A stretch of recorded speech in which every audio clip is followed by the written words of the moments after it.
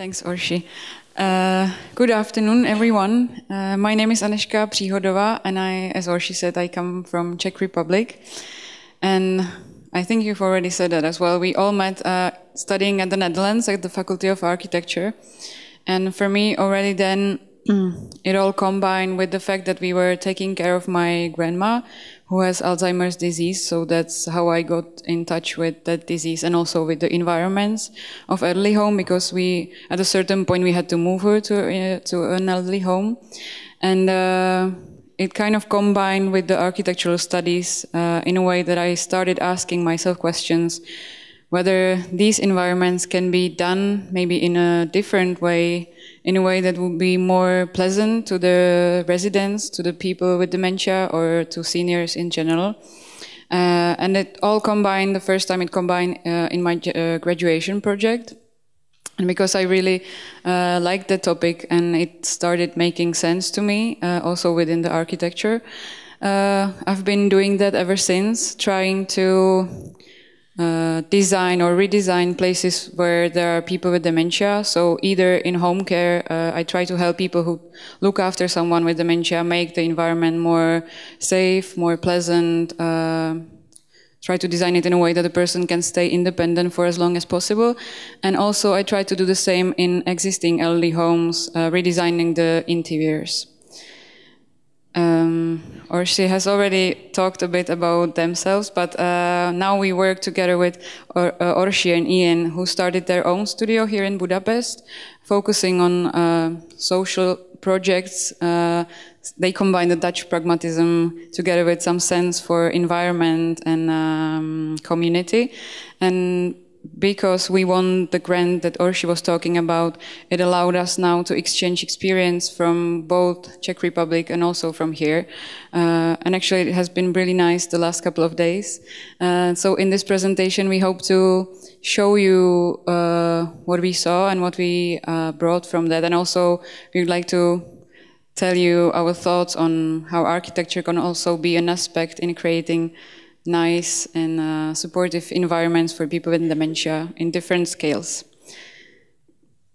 Here you can see a life expectancy chart. These are numbers from the Czech Republic, but it looks more or less the same in all European countries, and it shows quite clearly how the number of seniors will grow in our population within the next decades. What it doesn't show, though, is how that will impact our cities, our life in cities, our healthcare system, our social welfare system. We can only imagine that. It doesn't also show how it will change the way we take care of our elderly, because with the number of seniors in general, also the number of people with dementia will grow, or at least that's the current predictions, because there's currently no cure to that, and we currently don't even know what causes the disease. There's currently 250,000 people with dementia in Hungary. In Czech there are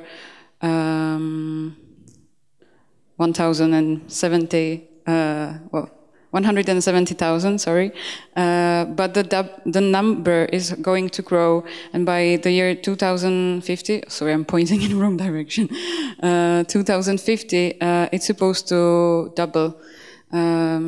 What that will mean, we can only guess, but what's for sure is that dementia as a disease will become much more visible in our public space, which is a good thing, as probably the stigma will be lowered, ideally reduced at all, like completely. But what will have to change is the way we take care of that people, because nowadays already, at least in Czech, and I think it's similar in Hungary, the capacities of elderly homes are just insufficient.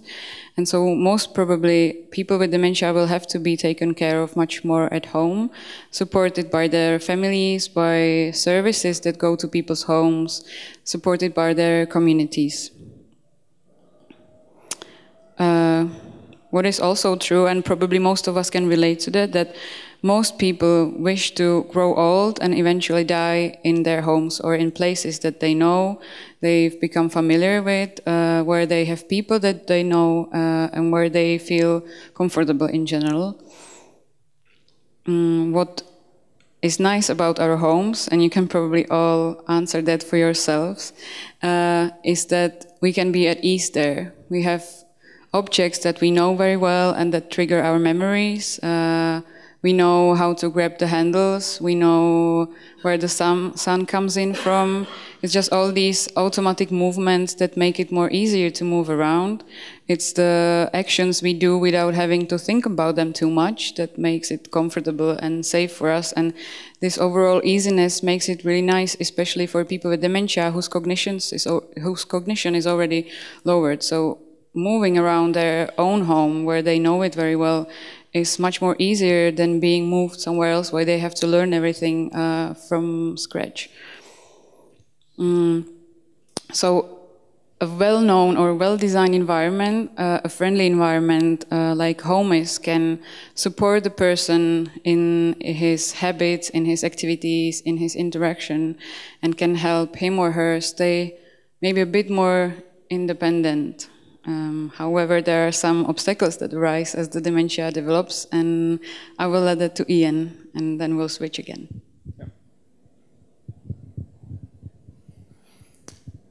So we see it as a responsibility for architects to think about the physical spaces that we create and to think about these daily activities that the people go through when they encounter these spaces. And it's particularly demanding when you think about it for people with dementia, because the way they encounter space, how their habits, interactions, and daily activities relate to physical space is a little bit different than most other people do.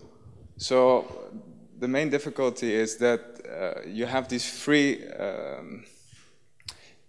sets of impairments, the cognitive impairment, sensory impairment, and the physical impairments, and they in a way disrupt your daily activities. This disruption can be very physical, meaning that maybe it's difficult for you to orient, it's maybe difficult for you to move freely in the space, or it can maybe be difficult even to talk to your friends and family, what can also be a normal activity during the day. But this, maybe a more difficult aspect to understand is that it also impairs your train of thought. So what I mean with that is that in the middle of an activity, maybe it's difficult to know what you were doing, to remember what you were doing, and somehow you get stranded in space. And in that moment, you're looking for clues to find what exactly am I doing here? How did I arrive at this spot? And in some places, it's easier to find these clues than in others. So let's say you're at home, which is a friendly environment often, and you get stranded and you think, okay, maybe I'm stranded here because I'm searching for the radio, or I'm searching for the telephone, or so you're stranded in a spot and you find something. But it becomes more difficult when you go outside and you encounter these spaces that you don't know or don't recognize. In a sense, you get a very frightening thought, where am I and what am I doing here? And there are ways to solve this, because what's really happening is that there are a lot of parts of the world that are available to us for our daily routine, which become unavailable for people with dementia, because in a way they cannot make sense of it anymore. And the question is it possible to make these spaces available that they don't get into this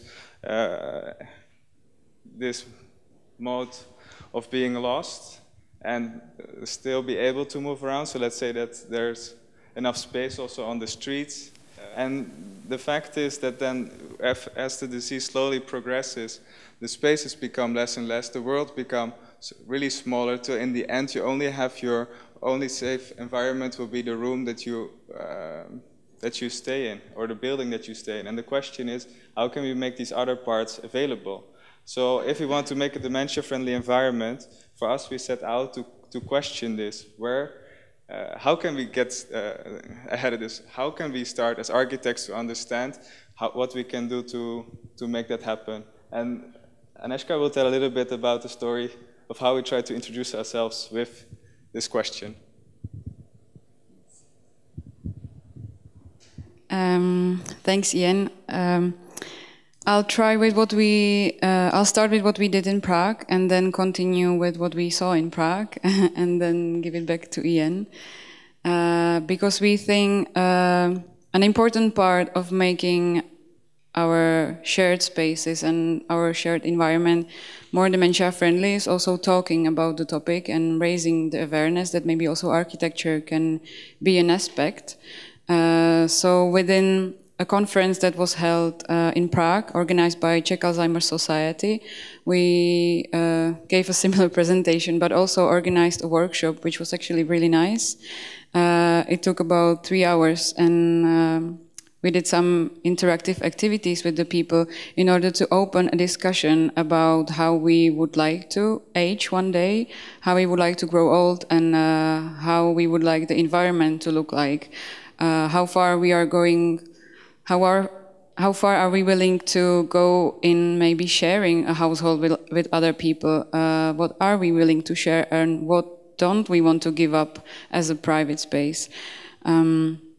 So we opened a lot of questions, which was actually really nice, and maybe there will be space for that in the final debate as well, so we can get back to it and share some with you as well. What we also talked about, and what is an interesting aspect, at least in the Czech Republic, is that a lot of people actually wish to grow old in a nice environment, ideally in their homes, but almost no one does something for that, in the sense that they would prepare their homes for an old age. So we also talked about, I'll get back to it, sorry.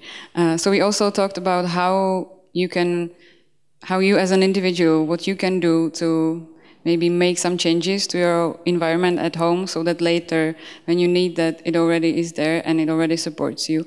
There is this graph, I will guide you through it, that shows the vertical line shows what people already, the percentage of people that already have an aspect, like something in their household, and this is what they consider important to have for a nice senior age.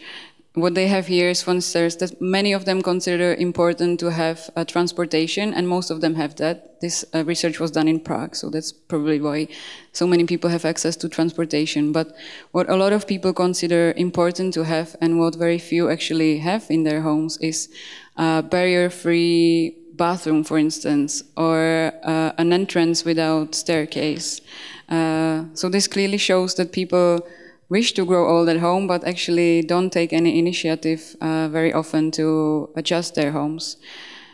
So we show them some examples of what you can do already now with your homes, and also some aspects about what you can do to make your homes more dementia friendly. These are just 2 examples of a couple that we show them. For instance, the one that you can label cupboards, you can label basically doors and whatever, and that already helps the person with dementia to orientate himself or herself better, because they don't have to remember what's in that cupboard. They just see the label or the picture. We also talked about what to maybe avoid. This is just an example, one example of many, and I see that quite commonly in people's homes, that they have a dark, what is that called? Sorry. Carpet, thank you. Dark carpet in front of their toilets. And that actually can be perceived with a person with dementia as a whole as something that is really deep. And they might be afraid to reach the toilet because they are afraid they would fall down. And such a small thing as removing that carpet can actually help the person to get to the toilet, stay more independent, and avoid a situation that's just uncomfortable to him and also to the family. This is a quote: "A person with dementia can't take that step towards the world anymore, so this has to happen the other way around," which kind of shows that it has to be us who help the people, and one of the us can be also the environment. So another thing that we did while in Prague is that we visited 3 care homes. these are one of the nicer ones in Czech, to see how they approach the environment, what changes they make in order to make life of their residents nicer, better, easier. They are all different sizes, different dispositions, but that's what actually was interesting to us, to compare how each of them approaches that. So I will just show you a couple of pictures from each one of them and tell you what we found interesting. So this is a home for seniors in Prague. Actually, all of them are in Prague. This one is not specialized on care for people with dementia, but since dementia is becoming much more common within the senior population, also some residents in this care home develop dementia as they grow old. But it's actually a pretty large building. It has 7 floors. So what you can see is these really long corridors, I have to say, which is not ideal, but they are trying to make the journey for the residents through these corridors easier. So what we have done together is that we developed an orientation plan. I don't know if you can see that very well. So we developed like signs that like they follow colors. Each floor has a color, and you can see that within the whole building, also in the corridors. So they painted the walls, so it's at least a little easier for the residents to walk around and to know which floor they are at. What we also found interesting compared to some other places that we've visited is that they allow quite a lot of room for people to personalize their rooms. So they can bring all the furniture they want, as long as it allows for proper care. Also, they can bring pictures, their own food. When they still can, they can cook a little bit for themselves. So it becomes really a small home within the whole big building. Yeah, you can see another example here. Next to that, they try to introduce shared spaces, so the people who live in that building have somewhere to go to maybe spend some time together. So this is a little cafe, there is a garden where the people can meet, there is a chapel, all these little niches that sometimes work quite well, sometimes don't work very well, which was an interesting question to us, why maybe sometimes it doesn't work at all, why people just don't go there. And what we started doing, I think 3 years ago, is that there is a space in each of the corridors like this, and we've been trying to redesign them so that they serve as a point of orientation. Also, they serve as a place for an activity and maybe some sensory stimulation at the same time. They also serve as a place for maybe the families to sit with their relatives. Sometimes the carers take the residents there to maybe sing a song or cook a coffee or something like that. Yeah, there is a piano, so if someone wants to, they can play a piano. It happens rarely, unfortunately. We thought it would happen much more often, but yeah, it's a learning process. There should be more to come, but it's actually also, at least for me, it was a nice experience because everything takes time in early homes, so we have to be patient. This is another one we visited, located in a small village near Prague. So actually not all of them are in Prague, I'm sorry. It's an old building, 150 years old building, that they use now as an elderly home, and part of the homes are also for people with dementia. And even though they have quite a long corridors as well, what they do is that they color the door. Each has a different color, and the director that showed us around, he said that they have a really nice experience with that, because then it makes it easier for the people to find their own rooms, whereas maybe in the early home before, each door was the same, and in that long corridor that might be very difficult for people to remember which door was ours, so which door was theirs. So this way it's easier for them to find their own room. What we also liked is that even though this building is also quite big, they divide it into smaller units. Each has a own kitchen and their own living room, which are connected. So it becomes one big space that you can easily overlook. You can orientate quite nice. They prepare some snacks with the people. So even if you sit in the in the living room, you can see what's happening in the kitchen and vice versa. So that is quite nice.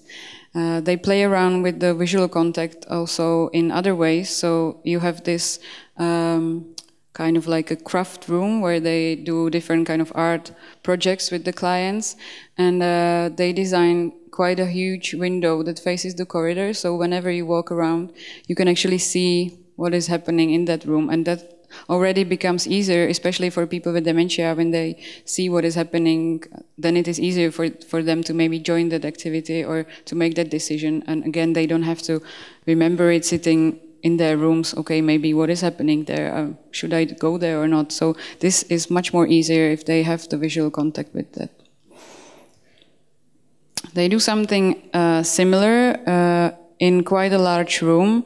So this whole space used to be one big room used for concerts and maybe a bigger events. They now, you cannot really see that, that's a shame. But they now, they were testing how to do it in a best way. So they use like curtain partitions, also some shelvings to maybe create some spaces that are a little bit more private than others. And they can move it around. So in case they need a bigger space again, they can easily move the shelves away and adapt the space accordingly. There was another aspect that we found interesting, and that was a bathroom. They really try to redesign it in a way that it reminds more of a spa rather than a place where you have to do your hygiene, because that can be quite stressful to people with dementia. So they use like a salt stone, which is actually heated, so it gives a nice warmth. They have a lighting in the ceiling that reminds of a skylight, and they have all these hairdresser-like shampoos and everything. So the atmosphere is really nice. But actually, what was even more interesting to us when talking to the director, he said that still it doesn't really attract everyone. It helps some clients to relax and to enjoy that time, but there are still clients who get stressed and who just don't want to go there. So that's an example where the environment can be of help, but it shows that you just can't design something that would fit everyone. That's just impossible, and I think it's good to know. He also showed us what plans they have for future. So these two are, the big ones are existing buildings, and they already have a project. It's still a study, but they already have a project for creating these little clusters of tiny buildings, and each one would be actually a unit for one person. They're facing each other in a circle, so it reminds a little bit of this typology of dementia village, only in a smaller scale. So that's where they would like to get by 2020, so it takes time. And this is the last one we visited, the smallest one of them. It is in Prague, and it's located in an old house. It used to be 2 flats, and now they use it as a daycare center for people with dementia. What is interesting about that is that they use a Montessori principle in approach to the people with dementia. Most of you probably know it in approach to children, but you can actually do the same with people with dementia. And it concerns not only the care concept, but also the environment itself. So they really try to get to know each of the clients as much as possible, and then personalize the care accordingly, and also the space accordingly.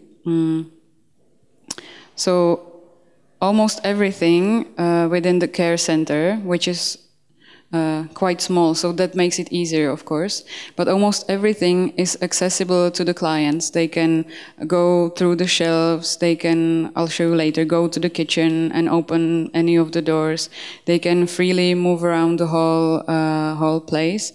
And if they see an activity that would interest them, because the Montessori principle is based on kind of an idea that you help that person do the activity himself or herself. So they prepare different activities with invitations. So it might say, please help me sort the clothing and put it on the line.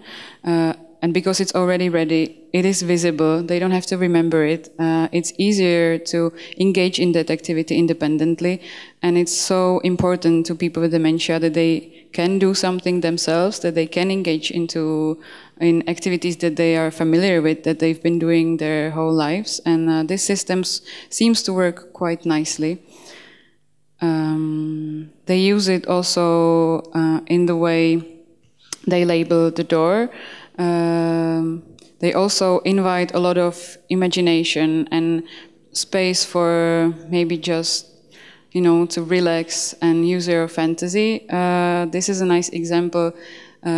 This is a room from a dining room to a living room, and it says, "Come on in." So if a person is here, he knows that he's welcome and he can just open the door and walk in. They also... What? Okay, this one is not working. That's a shame because it had a really nice pictures of how they also invite the public inside. They cooperate with kindergarten, so twice a week there are children coming in.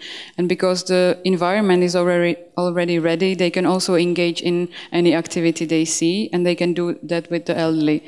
They have a piano as well, so there are people coming and playing the piano, so they have a lot of dancing. And the environment, because it used to be a flat, and a flat that it's the kind of flat that you can see in Prague in all the older houses. So most people that come from Prague would be familiar with this type of housing. So most of the clients would feel really well in that environment. How they also engage with public is that, and I do that with them, is that we started the first Alzheimer Cafe in Czech Republic. So every first Tuesday in the month, we invite the family caregivers, the people with dementia, or basically whoever is interested in the topic to come over, have a coffee, have some snacks, and there is always a guest, a professional, be it a doctor or a psychiatrist, a social worker, someone who understands the topic from different perspectives, who is invited, so we can all talk together and get the information, and that works really well. And with this, I'll give it back to Ian. Thank you.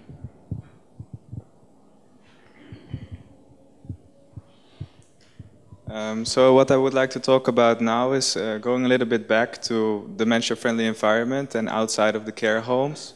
And we try to establish some kind of idea of what can we do to approach this question in, let's say, the city as well.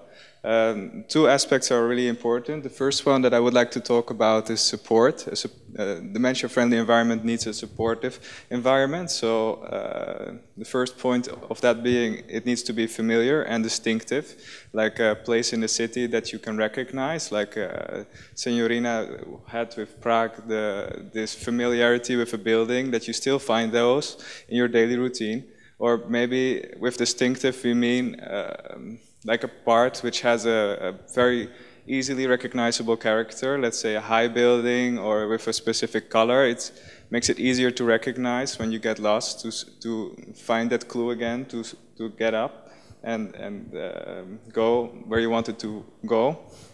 The second point is accessibility and making a place comfortable. So the space that you need for the sidewalk is, for instance, one. Having a sound when you want to cross the street, or having a bench somewhere that you can take a rest so that it's comfortable still to go along, even though you get stuck at a certain point and you want to take a moment to find yourself. The third one is legibility and safety. So, for instance, having some signing system that you know, for instance, where the shop is or where you would like to go. An interesting example of that is the Pink Path student project, a project that they did in, I think, yeah, it's in Amsterdam, where the students placed these, I don't know if it's very clear, but bright pink stripes all over the city, from the place of the shop to the place of the care homes, and for the community homes. And that way, if a person gets lost in the middle, they can find their way either way, like back home or to the shop. The interesting thing for me is that I see this as a little bit of an aggressive standpoint, like a bright pink thing in the middle of the city, but therefore it's also really an awareness project, giving you the feeling, oh, this is what I would need when I would be lost in the city, raising that question. What maybe is a more subtle way of going about it is this, showing a small sign to the store and showing a small sign to the home, which is inexpensive and pretty useful solution to that problem. Another important part about supportive environment is, of course, that next to the physical environment, there's also people that are really important, and it's something that should be talked about. So for people to get there and engage with you at the moment that they see that you are lost, and that people know what they need to do to recognize dementia and what to do with it, to put the people to place. In the Netherlands, we're really busy with this topic, and we have a strong campaign also on the national television. It's heavily promoted and I think about 150,000 people already did an inquiry of what you can do when you meet somebody in a certain situation. So they show different situations and try to teach what is the good answer of how do you approach these people. Another thing that they do is they train people in the municipalities that are wanting to make their municipality dementia friendly, so that when somebody goes to the gemeentehuis, goes to the gemeentehuis, City Hall. Thank you. They know what to do. They see somebody lost there, they can bring them to the toilet in the correct way, and they don't get aggressive at all. And this can be really a problem because these things are part of your daily activity and then they become available to you again. This is an example of a supermarket. It's actually the supermarket of the village that I come from, and my parents still go to this every day. They are the first dementia-friendly supermarket of the province, meaning that they train their staff to engage with people that have dementia, to recognize them when they are lost in the aisles, and know what to do to answer their questions in a correct way. In the end, they get this sign, the dementia-friendly sign, that they put in front of their stores, and they're really proud about it, and it's a lovely aspect. The second thing that I would love to talk about is the enabling environment. So next to supportive, also we should think about activities to do, that this world not just becomes smaller, but that there's still more and more opportunity for people to engage also with society and with the physical environment. So thinking about experiencing forms of release and experiencing empowerment, which is slowly digressing. For this, I come back to my Albert Heijn, and an interesting thing about Dutch Albert Heijns is that they have a table for elderly to sit at, because it's really part of their daily routine to go to the supermarket and there to meet people. And this is by adding a small table there and a coffee set, people find each other. And because it's a dementia-friendly environment now, it's also possible for people with dementia to be still continue meeting those people in this environment. Another example is the Odensehuis. It's a part of the city where people with dementia and without dementia can play games together, and they have all kinds of events. And I think these kind of parts of the city really make it possible that normal city life and the life of a person with dementia can still continue in a similar way. So the staff in this case is also trained to engage. Of course, the Hogewijk that we talked, that Jeannette just presented is a great example about an enabling environment where a lot of activities are planned and different spaces are created that still give a chance for releasing of, or experiencing a form of release or have something to do during the day. What's interesting about it is that it's a city within a city. I won't talk about it too long because she already explained it pretty well. Having these parts of your daily routine being still available to you.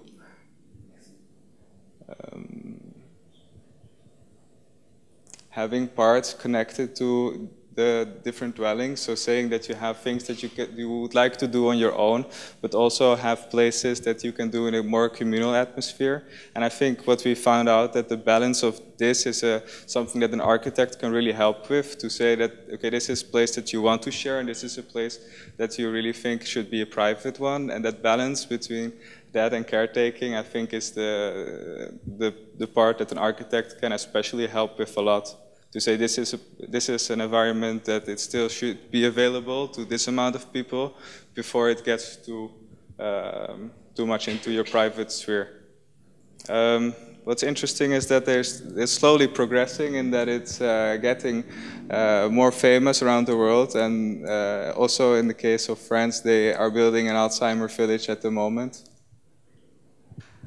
Another aspect that a way that the Dutch government is approaching these kind of topics is having open competitions that are interdisciplinary, trying to find a way that caretakers and owners of care homes or city councils or institutions or all these, for everybody to engage with with the architectural practice. So actually it's set up by the Rijksbouwmeester, who is the head architect of the country, who set out this challenge and asked and invited all these big corporations and institutions to get together with architects and imagine the future based on a competition. And it was really nice to see how engaged all of these were and how much an architect can learn from having more contact with other professionals.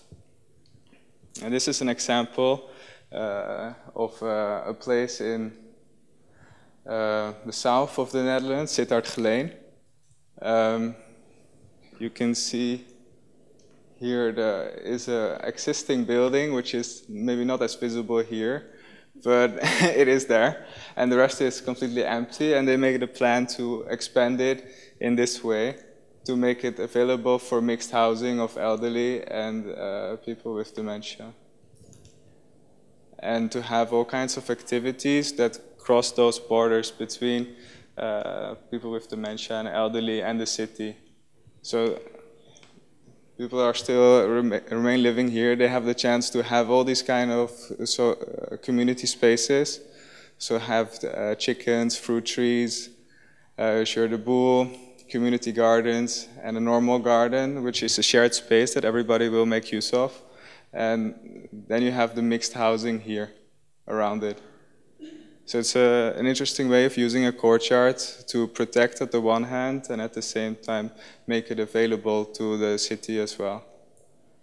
This is another way. It's more what I would call acupuncturing the city. So like putting at specific places access to dementia-friendly environments, making it possible that you have these stops that people know what to do with you.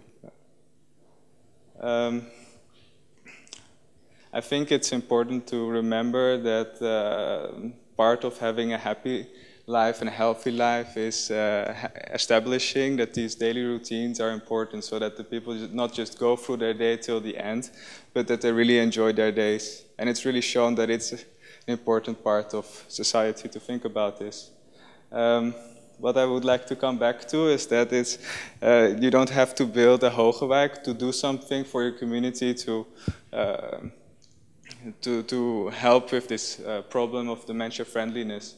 In the case of the supermarket, they just had to free a part of their store for a simple table and a stand for coffee. to really help a lot in the community, because it's really used every day. I have a lot of experience with this. It's a lovely place to go to and make shopping for your groceries nice as well. It's really the idea of having a nice village. With that, I would like to end about dementia friendliness. If you have any, if you have any questions, please let us know. Yeah.